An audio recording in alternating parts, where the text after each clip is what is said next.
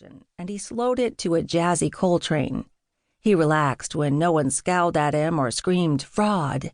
Fake playing wasn't so hard when the lights were low and hardly anybody was there, but that was going to end quickly.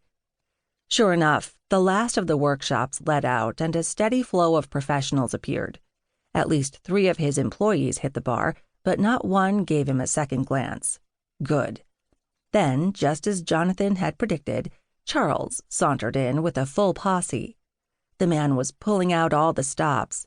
His hair was gelled smooth, his tweed jacket screamed fatherly editor, and he gestured as he spoke with a silver pipe.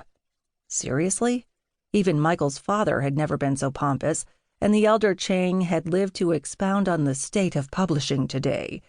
And yet even Michael could see that the image worked. Charles's smile was warm, his laughter genuine, and people flocked to him like he was the answer to all their editorial questions. Michael tried smiling at the group. He needed to lure them nearer the piano so he could eavesdrop. No such luck. They went straight for the bar. Now, what kind of music would the blowhard like? He was pondering that when he heard a girlish voice right beside him. "I'm so sorry, Thea. You're an amazing editor and a really nice person, but Chang Smart Books offered me more money." Michael's head snapped up at the name of his company. A young woman twisted her hair as she spoke to a frumpy woman who looked like she was getting sucker punched. He knew the feeling, and so his sympathies were immediately engaged. "More money?" the woman said. "You know, I developed this whole marketing plan." "Which is so sweet," the girl said with a nervous giggle. "But he showed me this amazing plan, a rollout with these really creative ideas. And let's face it, Charles just has more money to do these things. More clout, you know." "Charles Dixon?" the woman asked, her words choked off.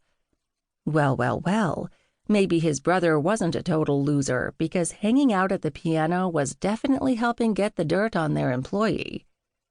"Yeah," the girl said with an awkward shrug. He's waving me over. Between you and me, he's kind of a jerk, but he knows business, you know." And off she went to join Charles's posse. He wanted to grab the girl and find out exactly what she'd been promised, but that wasn't possible from behind the piano, which meant he had to get the sucker-punched editor relaxed enough to spill.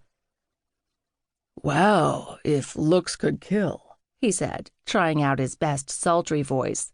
It didn't work. The woman blinked owlishly at him, then turned around as if searching for somewhere else to sit. Fortunately for him, there wasn't one. It was belly up to the stools around the piano, or leave altogether. Miracle of miracles, she sighed and took the step closer. "Were you talking to me?" she asked. Damn, talk about sexy voices. She had it in spades.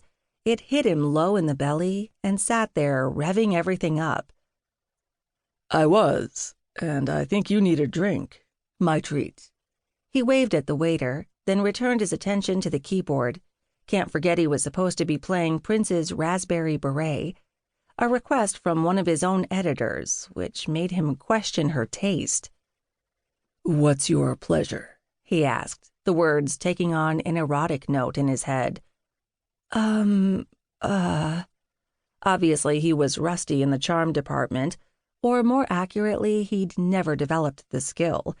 He spent so much time on the road that he'd given up dating completely. No one he knew stuck around at home enough for a relationship, and one-night stands had never been his style. But he'd been sexy in school, right? At least he remembered dating in college, less so in graduate school. Like riding a bike, he hoped. "Let me guess. Chardonnay? Merlot?" "Vodka, neat." He blinked.